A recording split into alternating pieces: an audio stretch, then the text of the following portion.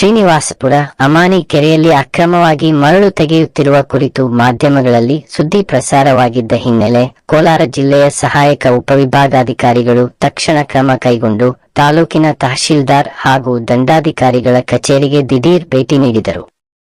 ಈ ಭೇಟಿ ಸಂದರ್ಭದಲ್ಲಿ ತಾಲೂಕು ಆಡಳಿತ ವರ್ಗದ ವಿವಿಧ ಅಧಿಕಾರಿಗಳಿಂದ ಘಟನೆಯ ಕುರಿತು ಸಂಪೂರ್ಣ ಮಾಹಿತಿ ಸಂಗ್ರಹಿಸಲಾಯಿತು. ಮಾಧ್ಯಮಗಳಲ್ಲಿ ಪ್ರಕಟವಾದ ವರದಿಗಳನ್ನು ಗಂಭೀರವಾಗಿ ಪರಿಗಣಿಸಿದ ಅಧಿಕಾರಿಗಳು ಅಮಾನಿ ಕೆರೆಯಲ್ಲಿ ನಡೆಯುತ್ತಿರುವ ಅಕ್ರಮ ಮರಳು ದಂಧೆಯ ಬಗ್ಗೆ ಸ್ಪಷ್ಟ ಮಾಹಿತಿ ಪಡೆಯಲು ಸ್ಥಳ ಪರಿಶೀಲನೆ ನಡೆಸಲು ನಿರ್ಧರಿಸಿದರು. ಇದಕ್ಕಾಗಿ ಕೆಲ ಮಾಧ್ಯಮ ಪ್ರತಿನಿಧಿಗಳ ಜೊತೆಗೂಡಿ ತಹಶೀಲ್ದಾರ್, ಪುರಸಭೆಯ ಅಧಿಕಾರಿಗಳು ಹಾಗೂ ಇತರ ಸಂಬಂಧಿತ ಇಲಾಖೆಯ ಸಿಬ್ಬಂದಿಗಳು ದಿನಾಂಕ 14/3/2026 ರಂದು ಬೆಳಿಗ್ಗೆ ಸುಮಾರು 10 ಗಂಟೆಗೆ ಅಮಾನಿ ಕೆರೆಯ ಪ್ರದೇಶಕ್ಕೆ ಭೇಟಿ ನೀಡಿ ಸ್ಥಳ ಪರಿಶೀಲನೆ ನಡೆಸಿದರು. ಪರಿಶೀಲನೆ ವೇಳೆ ಕೆರೆಯೊಳಗೆ ಕೆಲವೆಡೆ ಅಕ್ರಮವಾಗಿ ಮರಳು ತೆಗೆಯಲಾಗಿರುವ ಗುರುತುಗಳು ಕಂಡುಬಂದಿದ್ದು, ಇದರ ಬಗ್ಗೆ ಅಧಿಕಾರಿಗಳು ಗಂಭೀರವಾಗಿ ಗಮನಹರಿಸಿದರು. ಕೆರೆ ಪ್ರದೇಶದಲ್ಲಿ ನಡೆಯುತ್ತಿರುವ ಅಕ್ರಮ ಚಟುವಟಿಕೆಗಳ ಬಗ್ಗೆ ತಕ್ಷಣ ವರದಿ ಸಿದ್ಧಪಡಿಸಿ ಸಂಬಂಧಪಟ್ಟ ಅಧಿಕಾರಿಗಳಿಗೆ ಸಲ್ಲಿಸುವಂತೆ ಸೂಚನೆ ನೀಡಲಾಯಿತು. ಜೊತೆಗೆ ಕೆರೆಯ ಜಾಗವನ್ನು ಒತ್ತುವರಿ ಮಾಡಿರುವವರ ವಿರುದ್ಧ ಕಾನೂನುಬದ್ಧ ಕ್ರಮ ಕೈಗೊಳ್ಳಲು ಮತ್ತು ಮುಂದಿನ ದಿನಗಳಲ್ಲಿ ಇಂತಹ ಅಕ್ರಮ ಚಟುವಟಿಕೆಗಳು ಮರುಕಳಿಸದಂತೆ ಕಟ್ಟುನಿಟ್ಟಿನ ಕ್ರಮ ಕೈಗೊಳ್ಳುವಂತೆ ಸೂಚಿಸಲಾಯಿತು. ಈ ಸಂದರ್ಭದಲ್ಲಿ ಕೆರೆಗಳನ್ನು ಸಂರಕ್ಷಿಸುವ ಹೊಣೆ ಹೊತ್ತಿರುವ ಸಣ್ಣ ನೀರಾವರಿ ಇಲಾಖೆಯ ಅಧಿಕಾರಿಗಳ ನಿರ್ಲಕ್ಷ್ಯವು ಚರ್ಚೆಗೆ ಗ್ರಾಸವಾಯಿತು. ಕೆರೆಗಳ ರಕ್ಷಣೆ ಹಾಗೂ ಸಂರಕ್ಷಣೆ ಕಾರ್ಯದಲ್ಲಿ ಇಲಾಖೆ ಸೂಕ್ತವಾಗಿ ಗಮನಹರಿಸದಿರುವುದರಿಂದಲೇ ಇಂತಹ ಅಕ್ರಮ ಚಟುವಟಿಕೆಗಳಿಗೆ ಅವಕಾಶ ಸಿಕ್ಕಿದೆ ಎಂಬ ಆರೋಪಗಳು ಕೇಳಿಬಂದವು. ಕೆರೆಗಳ ಸುರಕ್ಷತೆ ಹಾಗೂ ಪರಿಸರ ಸಂರಕ್ಷಣೆಯ ದೃಷ್ಟಿಯಿಂದ ಇಲಾಖೆಯ ಅಧಿಕಾರಿಗಳು ತಮ್ಮ ಕರ್ತವ್ಯವನ್ನು ಕಟ್ಟುನಿಟ್ಟಾಗಿ ನಿರ್ವಹಿಸಬೇಕು ಎಂದು ಮೇಲಧಿಕಾರಿಗಳು ಸೂಚನೆ ನೀಡಿದರು.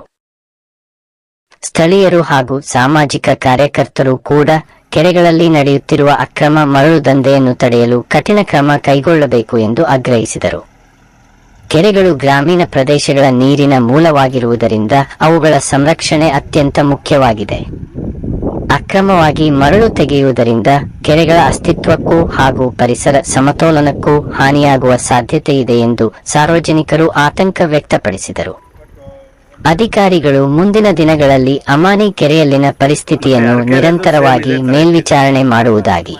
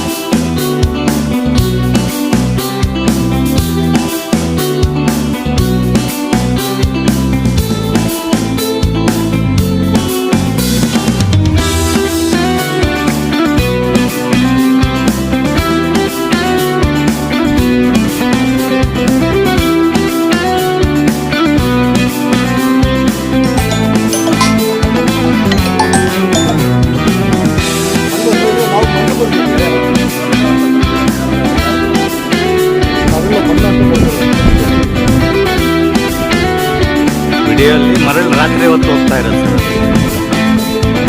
ಆ ಕಡೆಯಿಂದ ಬರ್ತಾ ಇದ್ದಾವೆ ಟ್ರ್ಯಾಕ್ಟರ್ಗಳಲ್ಲಿ. ಅದೇ ಎಲ್ಲಿಂದ ಬರ್ತಾ ಇದ್ದು ನಮ್ಗೆ ಗೊತ್ತಿಲ್ಲ.